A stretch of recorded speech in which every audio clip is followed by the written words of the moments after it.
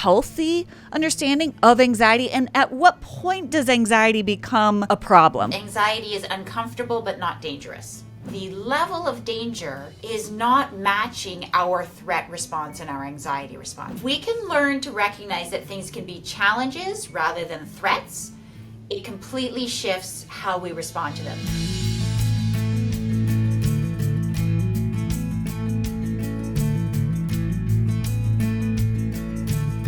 Hey everyone, and welcome back to this week's episode of The Best of You. Today we have an incredible conversation with a renowned expert on anxiety, Dr. Bethany Teachman. She's a leading researcher whose work sits right at the intersection of psychology, technology, and emotional health. She's a professor of clinical psychology at the University of Virginia, where Bethany directs the program for anxiety, cognition, and treatment. It's called the PACT Lab. And today you're going to hear just her take on what anxiety is, how it affects all of us, how we learn to regulate anxiety and understand the difference between normal, healthy anxiety and the kind of anxiety that begins to debilitate us and take over our lives. She talks about the thoughts and feelings that happen beneath our conscious awareness and how we can begin to identify them and actually take control or command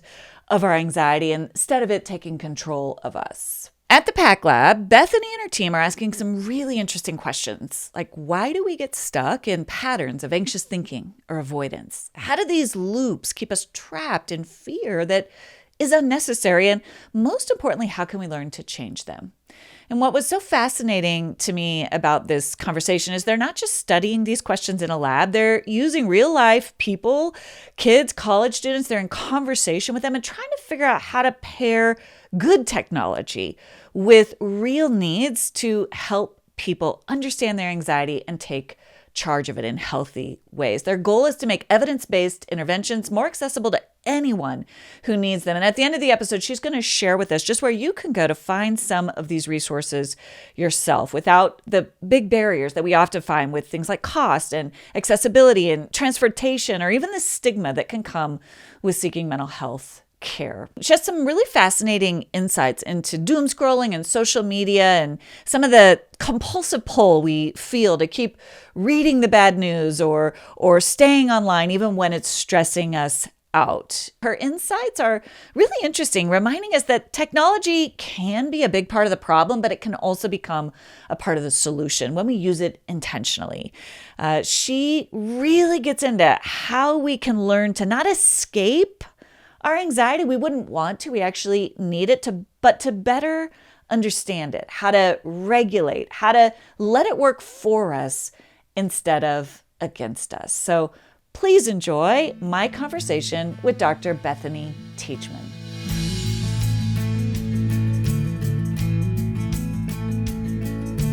Thank you so much for being here. Thank you for sharing your expertise. You've got such amazing expertise on anxiety, which is so important for all of us. I'm so thrilled that you're here. Thank you so much for having me. Thanks for your time. So I would love to start, Bethany, at a really high level. One of the things I really appreciate about your work is that you normalize anxiety, anxiety itself is not the enemy, that there's in fact a healthy level of anxiety. Could you start by kind of orienting us to what is a healthy understanding of anxiety, and at what point does anxiety become a problem, whether it's for me or for my kids or for a loved one? No, absolutely. It's a great question because anxiety is actually a very adaptive emotion. So some people look at me like I'm crazy when I initially say that because, of course, it doesn't feel very good, but it is our body's danger signal. So if a bear was chasing us in the wood, it'd be really good to get anxious, right? So that we can get out of the way and not be in danger's way in that sense. And the same thing comes up in our daily life, right? So anxiety serves to tell us that something is threatening and we may need to mobilize some resources to manage that threat. The tricky part is that beautiful alarm system that our body has sometimes goes off too often, and we start to have a false alarm system. So what happens is that the level of danger is not matching our threat response and our anxiety response. So we are overreacting to the level of actual danger in the environment, and we're thinking there's danger when it's not really such a serious situation. And so when we move into the clinical level where somebody has an anxiety disorder, that's where people are regularly having this false alarm that's going off. And we're seeing that they have a pattern of high levels of anxiety that are occurring frequently and that are getting in the way of them meeting their life goals. So it's really when we start to see that impairment that we really start to worry. That is so helpful. I love the idea of a bear. There are times where we want that signal. So I was thinking about this interview, and I was at the gym, and I started going to the gym again. I haven't gone in years. I have always, much of my life, struggled with a certain level of social anxiety. I wouldn't have known to call it that. Sure. And there was a particular person I kept running into, and I became aware my nervous system, and this is where I'm curious, is it the thoughts in my mind? Is it the feeling? But whatever was happening in my body was registering, I have to stop going to the gym. And I knew that was irrational. Right. I just had to work through the awkwardness of, I'm running into somebody I know. I have to figure out how to interact with them in this space where it's out of context, and I don't know, do they want to talk to me? Do I want to, and all of that kind of ratcheted up to an over index on, I can just never go to the gym again. And I know enough right now to know, well, that's silly. Right. I just have to figure this out. But I was thinking about that. I thought that can happen to people, right? Where so what is happening inside there? What piece of that is anxiety? It all is. Okay. And it's, I love the example you gave, and your initial questions was, is that a thought? Is that a feeling? Yeah. What's going on there? And the answer is it's all of the above. So the model of therapy that I tend to work from is cognitive behavioral therapy. Yep. And it starts with this kind of silly idea of a triangle. And at one point is thoughts, and another point is feelings, and another point is behavior. And the reason is that they're all very much interconnected. And so you described your reaction as silly. And I would say instead, it's not silly, it's that it's sensible given the way that you are responding to the situation. So whether you were perfectly conscious of it or not, you had a reaction when you saw that person at the gym of, I'm not going to know what to say, they're not going to want to talk to me, I'm going to say something really awkward, that, I don't know what your particular version was, but there's a flood of thoughts that happen in those situations. Now, if you take as sort of fact this idea that this person's going to evaluate me negatively, I'm going to mess this up, I'm going to be really awkward, then it makes perfect sense that your reaction was, I got to get out of here. I don't want to go to the gym and be in this situation. Yeah, good point. Imagine instead that your reaction was, it might be a little awkward, but I'll say hi, and if it goes badly, who really cares? The sun will come up tomorrow. I've had plenty of awkward conversations, right? So if we can reduce the importance of that, the likelihood that it's going to be catastrophic, then you stay at the gym. So it's not that your reaction is crazy in some way or silly. It's that because you're interpreting the situation in a certain way, because you're interpreting that physiological activation that you're having when you feel anxious, it makes you feel like you have to leave. And so if we can shift that initial sense making of the situation, then you don't have the same feeling that you have to leave. Gotcha. So it's the thoughts, it's the feelings and behaviors all connected. So what I think I hear you saying is it's that initial reactivity or reaction, whatever that is in and of itself not the problem. It's how we make sense of it. Yeah. So there is nothing wrong with getting anxious. So I'm a person who has a huge startle response. And, my kids love to tease me and jump scare me or whatever. And I will every time have a big reaction. That's not under my control. I just do. Yeah. So it was very challenging when my youngest was learning to drive. She did not want to practice with me in the car because I would have fairly big reactions, right? Yeah. Can't help it. But what I'm able to do is recognize oh yeah, that's Bethany's jump scare reaction. It's not a sign that something is actually dangerous or that I'm under threat. So I don't escalate that alarm response. So we can't fully control all the time whether we have some alarm response. But we can decide what we make of it and which ones we decide are meaningful alarms we want to react to and which ones we just say, okay, this is my awkward feeling at the gym. That's what happens for me, but not the end of the world because you've probably felt awkward in lots of situations. I certainly have, right? And so it's only if we think that's a terrible thing to have that experience. You know, the older I get, the more intentional I want to be about how I live, eat, and take care of my body and mind. The old saying, you are what you eat, feels truer than ever. And lately I've found a snack that helps me live that out. Mosh bars. Founded by Maria Shriver and her son Patrick Schwarzenegger, Mosh was created to spark a conversation about brain health through food, education, and research. They even joined forces with top scientists and nutritionists to develop a bar that fuels your brain with ingredients like ashwagandha, lion's mane, collagen, omega-3s, and cognizin, a unique nootropic that supports a healthy brain. And they actually taste amazing. My favorite flavor is the chocolate chip cookie. It's so good. It doesn't taste like a healthy protein bar. It tastes great, but it makes for a perfect grab-and-go snack for those busy days. Plus, Mosh donates a portion of proceeds to fund gender-based brain health research through the Women's Alzheimer's movement. If you want to find ways to give back to others and fuel your body and your brain, Mosh bars are the perfect choice for you. Head to moshlife.com/bestofyou to save 20% off, plus free shipping on the bestsellers trial pack or their new plant-based trial pack. That's 20% off plus free shipping at moshlife.com/bestofyou. Thank you, Mosh, for sponsoring this episode. So how did you get there, right? What are the steps from going? How do you walk people through that discernment? There's a discernment in that, right? Because it presumes that I can trust myself to know what is actually worthy of my fear response. Right? There's danger, stranger danger, whatever it is. Or, oh, my kid who's learning how to drive is about to hit someone where I need to have a big response. And this is me. This is just me. My system is more this way. You know, it's one thing, I guess, when you're driving in a car, kind of the examples we're giving, but there's situations, I think, where people aren't sure how 100%. to understand and trust the wisdom of their body. How do we start to build that with ourselves and with this normal anxiety that we all have?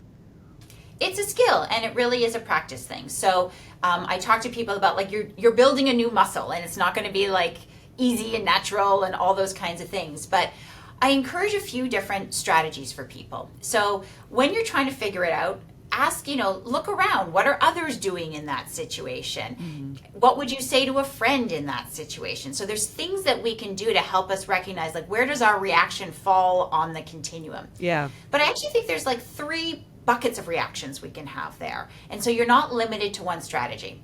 And, happy to go in more detail, but there's things you can do to shift the thoughts that you're having in the situation to make them less catastrophic and less threatening. There's things that you can actively do to help you accept those thoughts, mm-hmm. so that you observe them but don't have a big reaction to them. And then there's things that you can do that make those thoughts not mean as much. So it's not that you don't have them or that you think they're great. It's just that you decide they're not that important. Mm-hmm. So for example, I bet some of your listeners at some point already in our conversation have had a thought of, what am I going to get for lunch? When am I going to pick up this thing from the grocery store? Whatever it happens to be. Our mind has lots of thoughts that come through mm-hmm. it, but we decide which are the ones we need to respond to right now, which are the ones we think are really meaningful, which are consistent with our goals and our values. So there's skills that you can learn that can help you decide in the moment, do I want to think about this thought in a different way? Do I want to accept it without reacting in a huge way? Or do I want to decide it's just not that important? Mm-hmm. And so the premise behind this is, like, you get to be a mini scientist. It's trial and error. You get to make the choice of, like, here's what I think is going on. How would I gather evidence? How would I test that? Is this working for me or not working for me? So it isn't one skill. We get a battery or repertoire of options to try to manage those hard feelings and hard thoughts. Yeah, I love that. And you talk a lot about that skill of becoming your own scientist, sort of a student of your own anxiety, right. Really. A key feature of that is curiosity, not self-criticism. Absolutely. Yeah. Absolutely. So we want people to be curious about their own reactions and to figure out which of those reactions we really want to hang on to and which are ones that they want to shift, and also curious about others' reactions. So that can help us also when we're talking to someone who has a really different view than the view that we have. And so if we can approach it of trying to understand, our and others' worldviews, it becomes a lot less threatening, right? So if we look at thoughts as ideas to be played with rather than as like, if you have the thought, therefore it's true, therefore it's a fact, it takes some of the pressure off. And bringing that viewpoint of curiosity is how we do that. The thought is just neutral. It's just there. We get to assign meaning to it. I've heard you say, and I thought this was interesting, for folks for whom their anxiety has escalated and they have panic attacks, they spiral into anxiety. I've heard you say, and so I want to talk about that because, number one, I think the skill takes time to develop. I've got about 3 questions in this, so I'm going to give you a bunch of thoughts and let you break it down. Because immediately I went to, for folks who've dealt with anxiety for a long time, it could feel like, I can't do that. Like, I'm too ratcheted up to be able to calmly observe my thought and understand what it is. So a couple of thoughts in that. One, I've heard you say that when you've worked with people who have panic, that they know they're getting to the point of probably not having panic attacks anymore when they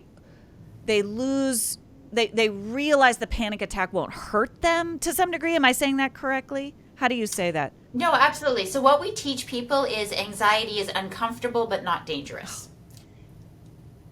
And it's this idea, and it's going to sound crazy, but when I start doing a panic treatment for someone who comes in, I say, you're not going to believe me, but when this treatment is successful, you're not going to care that much whether or not you have a panic attack. Because as soon as you don't care that much whether you have a panic attack, you actually stop having them. Yeah. Because you've taken away the control and the power. Because right now, for people who have anxiety disorders, often what's happening is that the fear of fear, fear of becoming anxious is a huge part of what's driving it. And that means that you think anxiety is dangerous. You have to make decisions based on anxiety. It takes away your choices, all of those kinds of things. And if you learn how to see anxiety as just like a wave of emotion, it's got uncomfortable parts, but it won't stay that way. And for those who are having false alarms, it's not really reliably signaling danger for you, then it doesn't have the same power over you. So it's not that I say you're going to love the feeling of anxiety. None of us like it. But when you realize it's uncomfortable but not dangerous, unless there actually is the bear chasing you, which is pretty rare, then it stops having the same power over you. And then that is the best way for anxiety to come down. So when we actively say we must reduce anxiety, we have to get rid of this, it tends to actually fuel the anxiety because it's putting all this pressure on it and saying anxiety is this really bad, dangerous thing that we can't handle. And we teach people that you can actually tolerate anxiety, and that's the best way to make it go down. Oh, that's so good that it's uncomfortable but not dangerous. And the fear of it. I'm thinking about kids, having anxiety about school or making a new friend, or it is uncomfortable. It is. We are learning to tolerate the discomfort of it, which paradoxically begins to reduce the anxiety. That's so good. And one of the things that we do to help, we do a lot of different strategies, but one of the things we do, you talked about going to the gym. So I'm guessing your heart rate went up. I'm guessing you got sweaty at the gym. I'm guessing, if you did a run you haven't done for a long time on the treadmill, your legs were a little bit shaky, right? So we're actually pretty familiar with lots of the sensations that are associated with anxiety. So then we have to look at what meaning are you assigning to them. Because when you have those sensations at the gym, or you get jittery after 2 cups of coffee, or whatever it happens to be, you have another explanation for the symptoms that you're feeling. And so you don't panic about them. You don't escalate them. You're like, oh, I'm feeling jittery because I had 2 cups of coffee. So if we can practice getting more comfortable with those sensations, not liking them. They still feel uncomfortable, but realizing, oh, this is my anxiety reaction, but it's a false alarm. Right. Then it's not so different than the exercise leading to it, the coffee leading to it, or anything else. And it's not, just because I have it doesn't mean I'm doing something I shouldn't be doing. Exactly. And that's where it begins to drive our lives. I thought of another, I was thinking about, you talk about it, there's a real parallel to resilience. 100%. It strikes me. 100%. You're learning, I was thinking about it. I just took the podcast to video. I've talked about this a little bit, and it's a whole new skill set. It's hard. My anxiety spiked. I'm trying to figure it out, and I started thinking, oh, I shouldn't do this. I've made a mistake, right? And then and I have enough tools. I'm like, what if this is just hard? It's uncomfortable. Exactly. It's a learning curve, which is such a powerful reframe. Absolutely. If we can learn to recognize that things can be challenges rather than threats, it completely shifts how we respond to them. So I do a lot of research, and I teach and all those kinds of things. And I half joke, but I actually mean I am in a job where I have the joy of feeling stupid every single day. I am surrounded by people who know things I don't know. They push me to try things I don't know how to do. They ask hard questions. The work we do is tough.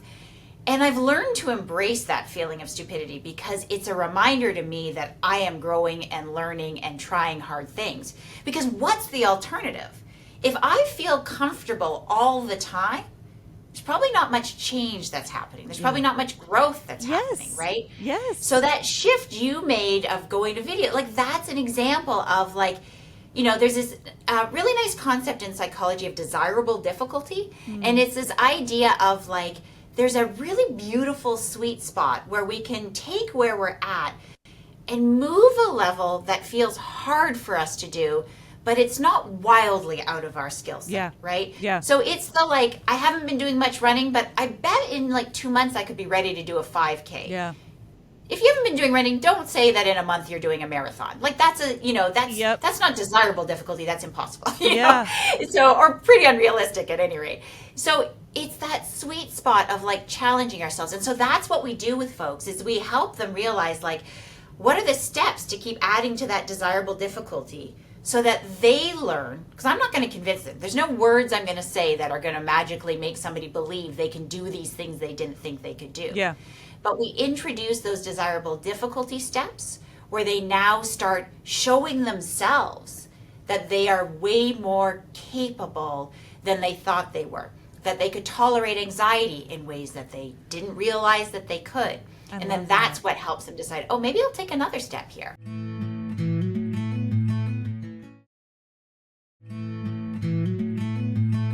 I love that. It's a very much in motion, and it makes sense because anxiety kind of keeps you stuck, and so it makes sense that the antidote would be small, calculated, smart, strategic steps through it. I want to ask you a couple of questions because you're in the research. You're right at the cutting edge of all of this, and there's so much about anxiety in the news on a couple of different fronts. Number one, I've heard you talk about this, but there's so much talk about sort of an anxiety epidemic and so much of an uptick in anxiety, especially in our younger kids. What are your thoughts on that? Are we more anxious? Are we just naming our anxiety more? Are we diagnosing it more? What are your thoughts on that? I think it's a really good and really tricky question. So my best guess is that we have a bit of both going on. Okay. So what I mean by that is there are some signals that suggest we are in fact having increases in anxiety in the last, set of years, particularly among young people. And so that is a significant area for concern. Some portion of that increase appears to be actual increases in the prevalence rates. Some is likely also due to people being more open about talking about it, so the really positive side of reductions in stigma. We also have changes in our healthcare system that have led to more screening for anxiety, and so we're more likely to catch those problems. From my perspective, those are all really positive things that are leading to those numbers going up because we want to know that those challenges are there. We want to catch them early because we're better at treating if we catch things early. The other piece that I'm going to say is going to sound a bit contradictory, which is that I have thought there was a epidemic of mental health challenges for a really long time, not just since we've had the anxious generation come out or all the other things that have been in the conversation. Really, COVID brought a lot of this conversation to light in ways that I think have been really helpful.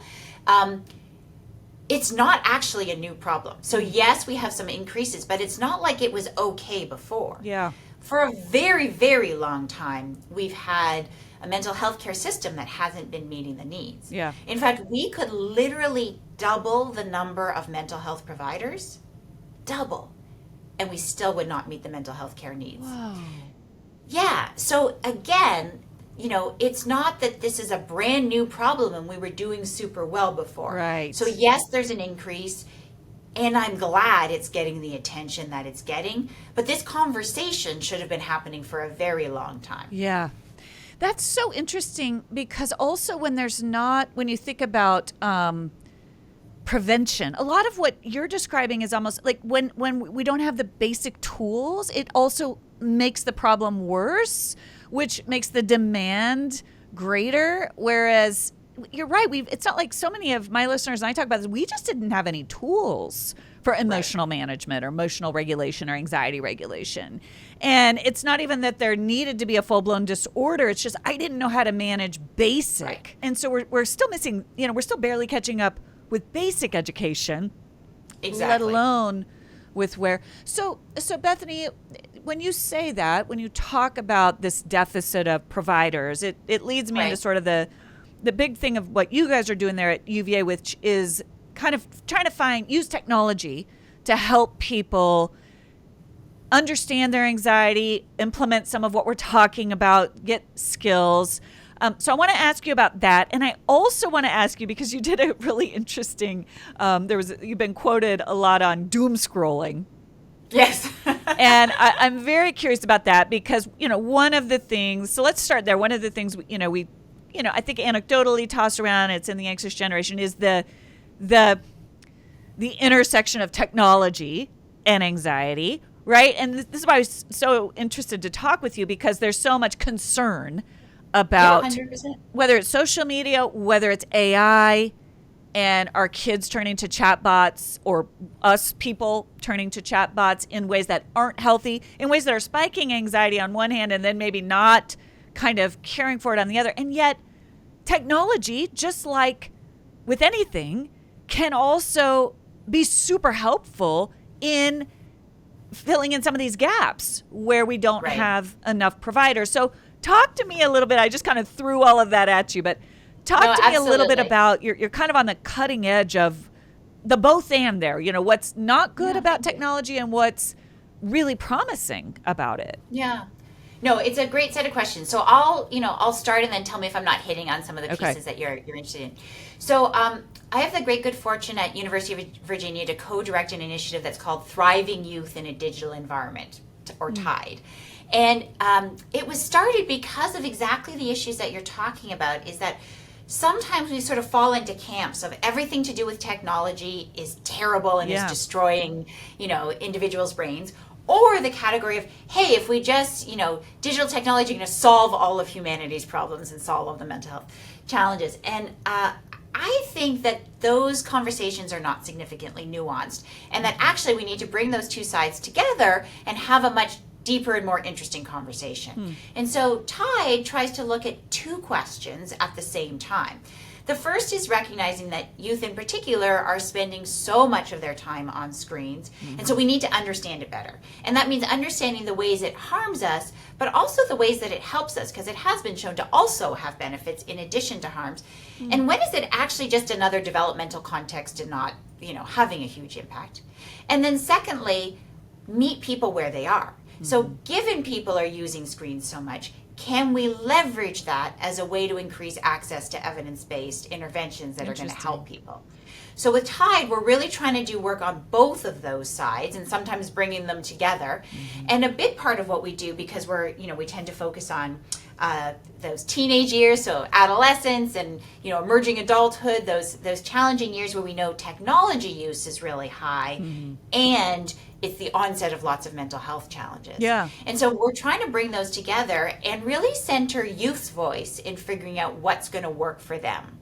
So instead of, having adults alone decide, here's the way that social media should be regulated, or here's what you need to do for your mental health, we're trying to partner with teens to learn, what do they think is actually going to work for them? What supports do they need? What will they actually use? And I'm happy to talk about different examples of how we're trying to do that.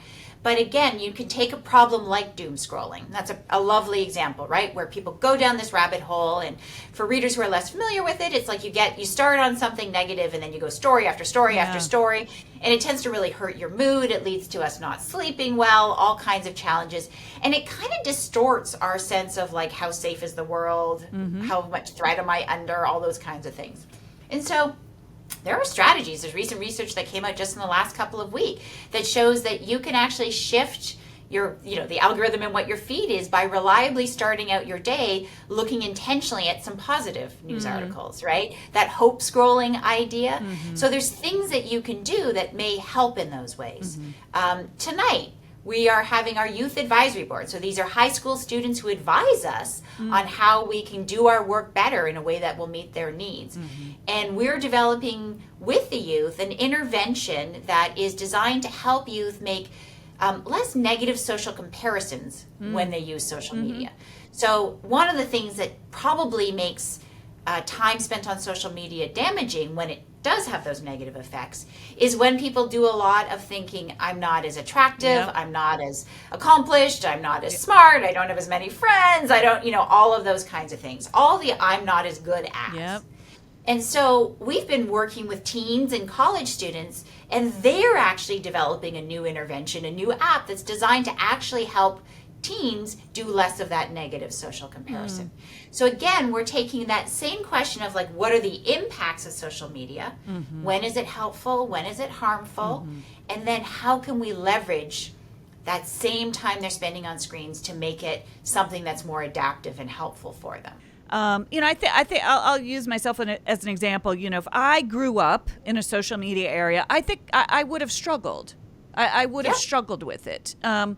What are ways, if we're parenting kids or we ourselves are struggling with that loop of negative comparison, the doom scrolling, I'll know if I'm really tired, it's almost like I'll go look for something, it's almost like it's a weird kind of thing that happens on there. What are some tools that I love what you're saying about kind of try to jimmy your algorithm and actually feed yourself toward hope, but what are some other tools that you see working from that research? Yeah, absolutely. And part of why we're doing this research is that we have a lot to figure out still. So I don't think we have the perfect answers. But I think, interestingly, some of the things that we do offline to kind of help with this can also help us online. So I had a graduate student, Alana Lattis, who did a project of trying to do an intervention of helping people to shift their thinking when they're doing those negative social comparisons online. So things that we do offline can also help us in those situations. But also, youth themselves are really good at thinking this through. So, and it doesn't mean they don't need parental guidance and all those, and regulations. They absolutely do. But, my youngest daughter would say when she was with a group of friends, and if they would sort of resort to like just sitting on their phones, one of them would say to the other, like, stop being a screenager. And then they would kind of re-engage. And, it's kind of cute or whatever. And they don't do it reliably in all the best ways. But, like, they're figuring out also ways to increase what I call their digital literacy, right? Their ability to make tools work for them. Students are also telling me about creative things they do using like the brick or other methods that help them turn on and off certain apps for like times they want to use them, times that they don't. Lots of people set alarms, all those kinds of things. But it's also some trial and error. So whether it's frankly teens or adults, because it's not like this is actually just a teen issue, even though that's totally what's in the media. The truth is this is like a human issue, right?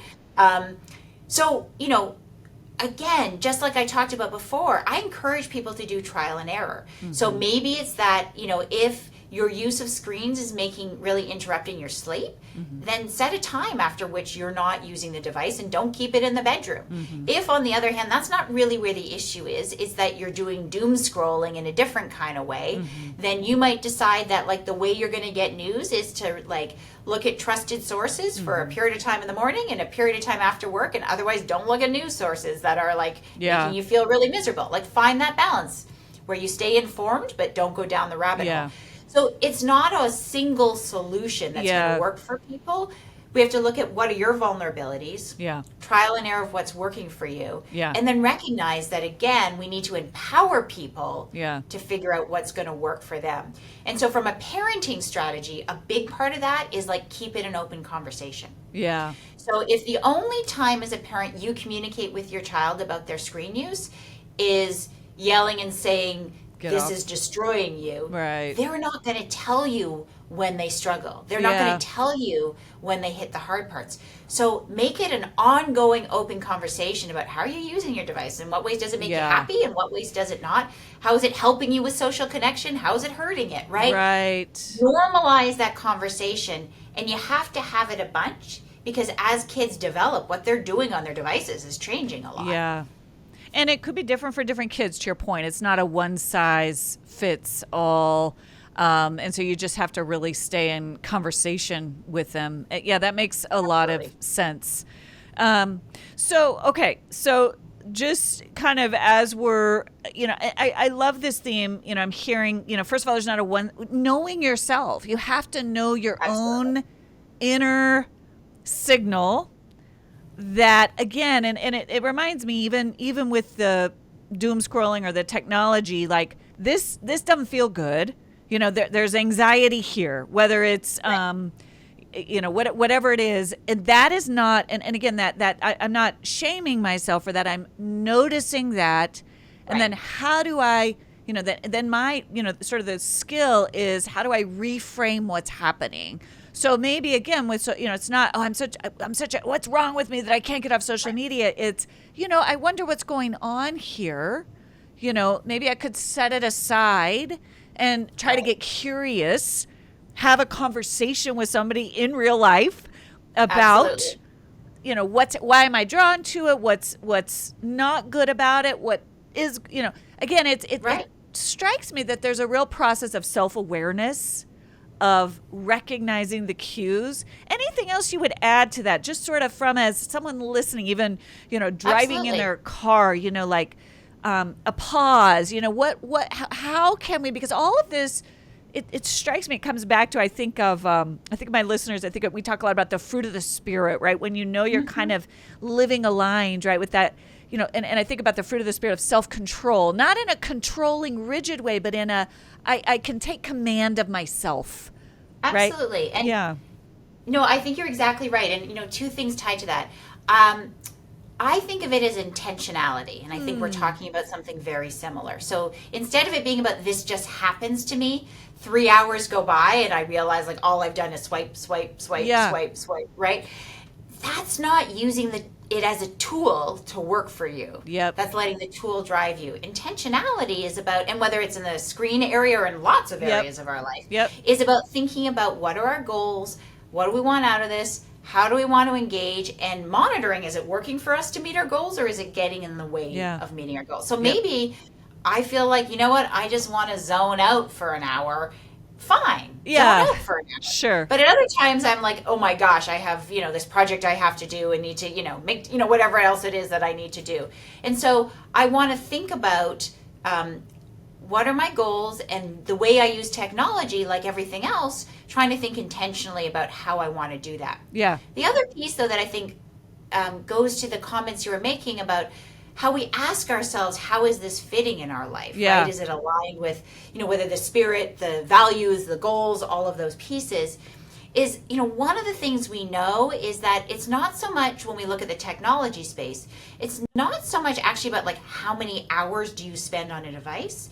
It's about what are you not doing in the rest of your life because of the effects. Yeah. So are you not, you mentioned like, do you reach out to a friend in person?